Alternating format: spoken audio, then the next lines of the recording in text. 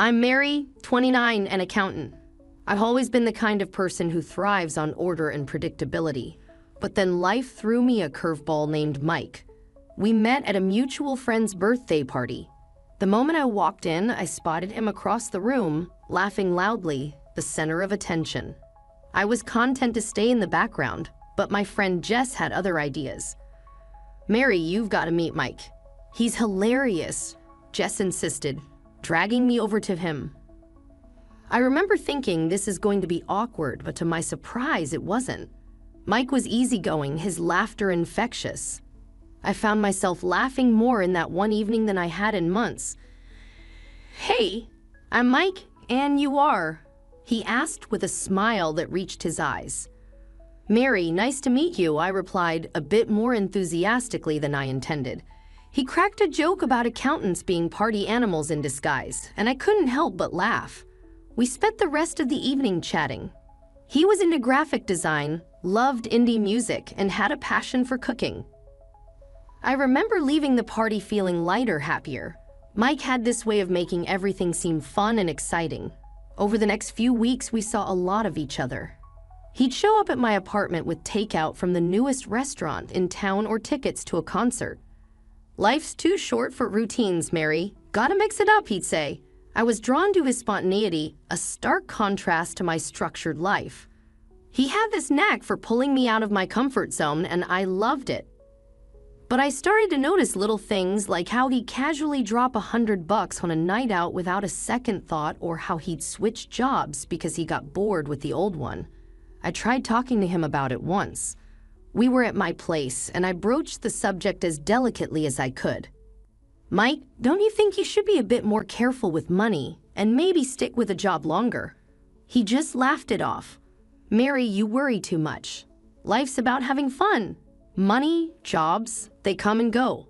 I wanted to argue, to explain that that's not how the world works, but I didn't. I let it slide, telling myself that it was just Mike being Mike. When he proposed, it was out of the blue. We were walking in the park, and he just blurted it out, "Marry me, Mary? Let's make this adventure official." It was impulsive, irrational, and completely Mike, and I said yes. We moved in together into my house. It seemed like the perfect start to our life together, and I thought maybe, just maybe, opposites could really attract and hold together. The days of laughter and impromptu adventures with Mike gradually gave way to a sobering reality. His carefree attitude, once the source of our connection, started to feel more like a growing divide. It was a Thursday evening when the first major crack appeared. I had stayed late at work to catch up on some demanding accounts, tired and hungry. I arrived home hoping for a quiet night. Instead, I walked into a scene that looked like the aftermath of a shopping spree. Bags from various stores were strewn across the living room, and there was Mike lounging on the sofa with a self-satisfied grin. "Mary, you're home. Look at these deals I found today." "Yeah, but these were on sale. Besides, we needed some of these things," he replied. I picked up a receipt from one of the bags and felt my heart sink. "Needed? Mike, these are luxury items, not essentials. We have a budget for a reason." He looked up, his expression shifting from casual to defensive. "Come on, Mary, don't be such a killjoy. We deserve to treat ourselves once in a while," he argued. I sighed, trying to keep my composure. "It's not about being a killjoy, Mike. It's about being responsible. We have bills, a mortgage, and we agreed to save for a rainy day." He rolled his eyes and tossed the magazine aside. "You always make a big deal out of everything. Can't you just relax for once?" Then one morning, I found an envelope addressed to Mike on the dining table. It was from his workplace. Curious, I opened it and felt my world tilt. Mike had resigned from his job without a word to me. When he finally came down for breakfast, I confronted him, the letter in my hand. "Mike, what is this? You quit your job. Why didn't you discuss it with me first?" He poured himself coffee, unfazed. "Yeah, I quit. That job was a dead end, Mary. I need something better, something that excites me." "But how are we going to manage our expenses?" We need two incomes, Mike. You know this, I said, my voice rising with frustration. He shrugged, taking a sip of his coffee. We'll figure it out. We always do. You need to stop worrying so much. How can I not worry? We have financial commitments, Mike. This is not just about you or me. It's about us, our future, I argued, trying to make him see reason. Mike sat down his cup with a thud. I can't deal with this right now, Mary. You're suffocating me with all this talk about money and responsibility. I watched in disbelief as he walked away, leaving me standing in the kitchen, letter in hand, feeling more alone than ever. Mike's unemployment, which initially seemed like a short-term hiccup, rapidly grew into a persistent source of stress and contention in our household.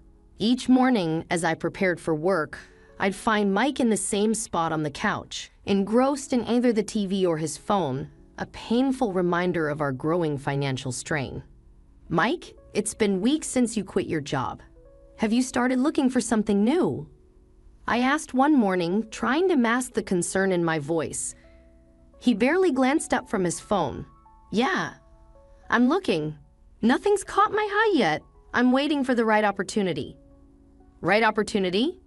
We have bills piling up, Mike. We can't wait forever, I said, growing frustrated. He finally looked up, his expression a mix of annoyance and indifference. Mary, you need to chill. I know what I'm doing. I'll find something soon. Days turned into weeks and the situation at home remained unchanged. I began to take on extra hours at work to keep up with our financial obligations, my exhaustion growing with each passing day. One evening, I came home to an unexpected scene. The living room was littered with pizza boxes and empty beer cans. Mike was sprawled on the couch, snoring lightly, the TV blaring in the background. Mike, I called out, frustration evident in my tone. He stirred and blinked at me sleepily. What's up? He mumbled, rubbing his eyes. What's up? Look at this mess and dinner. Were you planning to cook tonight? I asked, my patience wearing thin. He sat up, yawning. Oh, I forgot. Got caught up with the game. Grab something on your way home next time. I felt a surge of anger. I'm working extra hours to make ends meet, Mike. The least you could do is help around the house. He stood up, stretching lazily. I didn't ask you to work extra. You're choosing to stress yourself out. The conversation escalated quickly. Choosing to stress out? Mike, if I don't, how are we going to survive? You're sitting here doing nothing while I'm out there trying to keep us afloat. Mike's expression hardened. I'm not doing nothing. I'm trying to find a job. You think I like being stuck at home, trying by sitting on the couch all day. You're not even trying, Mike. This isn't what I signed up for when we got married. I shot back, my voice tinged with both anger and sadness. Mike scoffed. Well, sorry for not living up to your perfect standards, Mary. I didn't realize I married a nag. I was taken aback by his harsh words. A nag? Is it too much to ask for a partner who contributes? I don't understand how you can be so relaxed about our situation. He grabbed his jacket, heading towards the door. I need some air. I can't deal with this right now. The tension in our home had reached a boiling point. Every conversation with Mike about responsibility and our future ended in a heated argument, leaving a cold silence in its wake. I was tired, both physically from the extra hours at work and emotionally from the constant strain at home. One evening, as I sat at the kitchen table sorting through bills and trying to make the numbers work, I realized something had to give. Mike? I began, my voice steady but firm. We need to talk. This can't go on any longer. He glanced up from his phone, his expression indifferent. What now, Mary? It's about your job situation, or rather the lack of one. It's been months, Mike. We're sinking here, and you don't seem to care, I said, frustration evident in my tone. Mike let out a heavy sigh. Here we go again. Look, I'm trying. Okay? You think I enjoy this? You think I like seeing you stressed all the time? Then do something about it. Find a job, any job. We need 2 incomes, Mike. We agreed on this when we got married. I shot back, my patience wearing thin. He stood up abruptly, his chair scraping loudly against the floor. "You think it's so easy, huh? Just snap my fingers and a job appears. You don't get it, Mary? The market's tough. I need something that suits me." "Something that suits you?" I repeated incredulously. "We don't have the luxury of waiting for the perfect job, Mike. We have bills, a mortgage, responsibilities." Mike paced the room, running his hands through his hair. "I can't deal with this pressure, Mary. It's constant with you, nag, nag, nag." I stood up, facing him. "This is not about nagging, Mike. This is about our life, our future. If you can't understand that, then maybe this isn't going to work." Mike stopped pacing, his eyes meeting mine. "What are you saying?" I took a deep breath. "I'm saying that if you don't find a job, if you don't start taking our situation seriously, then maybe we need to rethink this marriage." The words hung heavy in the air between us. Mike's face hardened, and for a moment, he said nothing. Then, without a word, he grabbed his jacket and stormed out, slamming the door behind him. I sat back down, my hands trembling slightly. I hadn't meant for it to come to this, but the endless cycle of arguments and indifference had worn me down. Days passed with no word from Mike. The silence was both a relief and a worry. Then, late one evening, my phone rang, jolting me out of my thoughts. It was the hospital. "Mrs. Smith, your husband, Mike Smith, was brought in after an accident. He's stable, but he sustained some injuries." The news hit me like a punch to the stomach. I rushed to the hospital, my mind racing with worry and 1,000 unanswered questions. The sterile, impersonal atmosphere of the hospital was a sharp contrast to the emotional turmoil I was feeling. Sitting beside Mike's hospital bed, I watched him, his leg in a bulky cast, his face reflecting pain and vulnerability.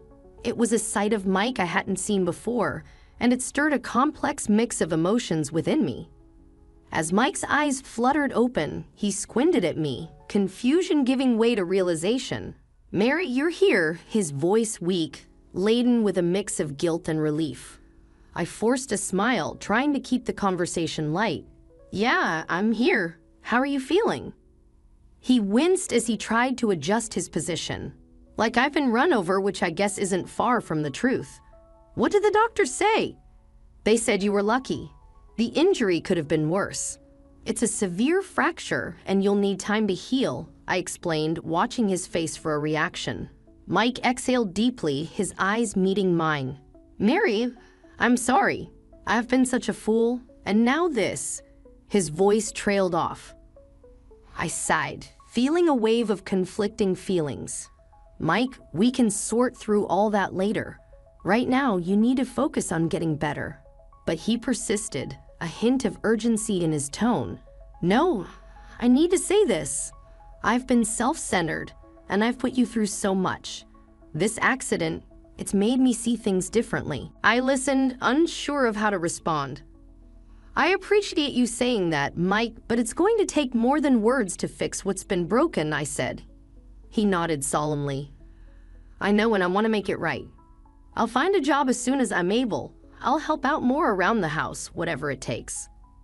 The conversation was briefly interrupted by the nurse who came in to check on Mike's status. After she left, we resumed our talk. "Mike, it's not just about the job or the housework. It's about us, our relationship. We've been drifting apart, and it's going to take effort to bridge that gap," I said, my voice steady but filled with emotion. He reached out, taking my hand. "I know I've messed up, Mary, but this accident, lying here, all I could think about was you, how much you mean to me, and how I've taken you for granted." I felt a lump in my throat. His words were touching, yet I was cautious. "I want to believe you, Mike, I really do. But we've had so many false starts. I need to see that you're serious about this change." The nurse returned, her cheerful demeanor a stark contrast to the heavy mood. "We're going to start some mild physiotherapy soon. It'll be a journey, but you're in good hands." After she left, Mike looked at me with newfound resolve in his eyes. "I know it's going to be a long road, but I want you with me, Mary, if you're willing to give me that chance." Bringing Mike home from the hospital marked the beginning of a new challenging chapter in our lives. His broken leg meant he was confined to the bed or the couch, and his dependence on me for the simplest of tasks was a stark change from his previous self-reliance.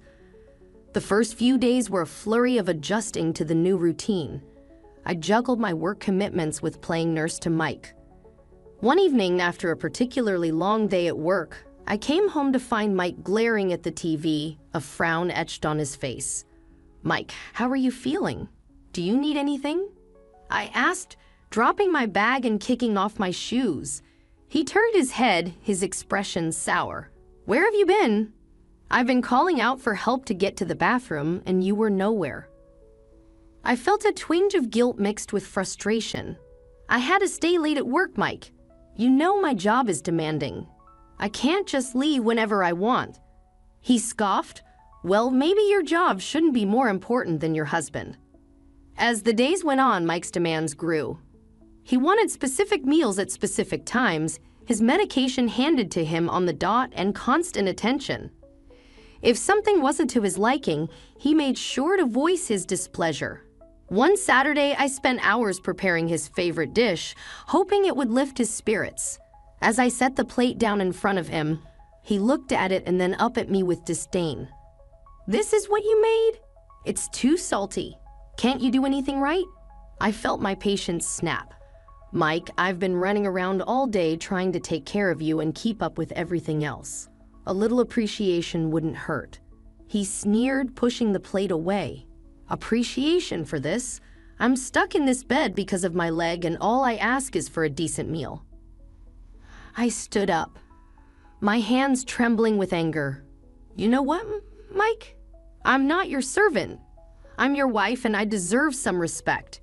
Mike's eyes flashed with anger. "Respect? You want respect? How about respecting my condition? I'm the one who's suffering here."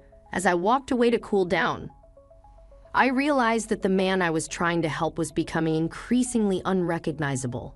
The sweet, apologetic person I had seen in the hospital had vanished, replaced by someone who seemed to take pleasure in belittling me at every turn. That fateful day, I returned home from work earlier than usual. The house, usually quiet during these hours, echoed with an unfamiliar sound of laughter coming from Mike's room. My heart pounding, I tiptoed closer, a sense of dread growing with each step. Peering through the slightly open door, I saw Mike animated and cheerful, chatting on the phone. "Oh yeah, I've settled in quite well here," he said with a laugh. "Mary doesn't have a clue." My breath caught in my throat. Who was he talking to, and what was he talking about? A cold shiver ran down my spine as I processed his words. I backed away, my mind racing, then loudly re-entered the house, slamming the door to announce my presence. I composed myself and walked into his room. Mike, hearing the door slam, quickly changed his demeanor and ended the call. "Mary, you're back," he said, feigning weakness. "Hey, how are you feeling?" I asked, masking my turmoil with a concerned smile. "Just the same, you know," he replied, avoiding my gaze. The next day, I contacted a private detective, someone I knew from a previous work case. "I need you to find out everything about my husband's activities." I told him over the phone, and there's a woman he might be involved with. While the detective did his work, I played the part of the dutiful wife. It was agonizing, acting as if everything was normal when every instinct screamed that my world was falling apart. 2 weeks later, the detective got back to me. The news was worse than I had imagined. Mike had been in an accident with his mistress, who was listed in the police reports. The detective provided me with her name, and a quick search on social media revealed her profile filled with pictures of her and Mike looking intimately close. But there was more. The detective had uncovered Mike's staggering gambling debt that threatened to drown us financially. I sat in the living room, the evidence of Mike's betrayal laid out before me, feeling a mix of anger, disbelief, and heartish. How best to unveil his deceit? How to make him realize the gravity of his betrayal? For now, I kept these thoughts to myself, waiting for the right moment to turn the tables. The morning light filtered through the curtains as I steeled myself for the confrontations ahead.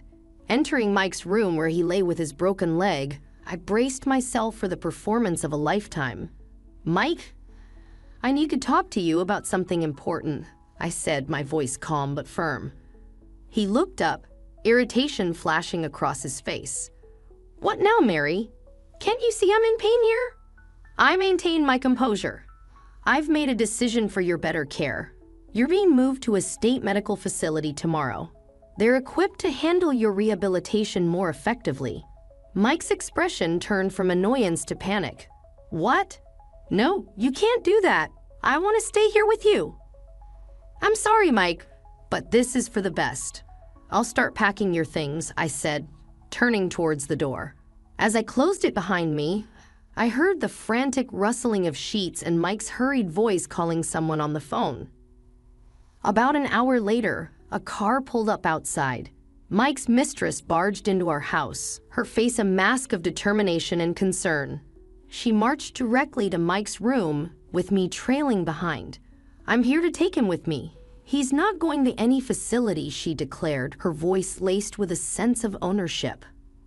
I followed her into the room, my heart pounding but my face calm. "I'm glad you're here. This was all a setup to get you to show your hand." Mike and his mistress exchanged a look of confusion and fear. "What are you talking about, Mary?" Mike asked, his voice quivering. I held up the evidence collected by the detective, photos of them together. "This is the proof of your affair. I'll be seeking compensation for this betrayal." The mistress laughed, though her eyes betrayed her nervousness. "I can pay whatever you want. He's coming with me." My smile was thin but confident. "You should know he's neck-deep in gambling debts, and without a job, he can't afford his medical bills or insurance. Are you ready to handle all that?" Her face went pale, the implications of what I'd said slowly sinking in. Mike's eyes darted between us, a look of utter helplessness on his face. "But I can't deal with all that," she stammered, her confidence crumbling. "Seems like he's your problem now," I said with a cold finality, turning to leave the room. The following weeks were a whirlwind of legal proceedings. I filed for divorce, ensuring I received a fair settlement for Mike's betrayal and deceit. His mistress, now burdened with his financial and medical responsibilities, quickly found herself overwhelmed. Rumors reached me over time about their strained relationship, riddled with arguments and financial woes. Mike's downfall was a tale of his own making, and his mistress was now ensnared in the web of consequences. As for me, I found solace in my newfound freedom and independence. The betrayal had been painful, a stark lesson in trust and deception. Yet, it also imparted a strength I never knew I had. I moved forward with my life, emboldened by my resilience and determined to find happiness on my terms, free from the shadows of deceit and betrayal.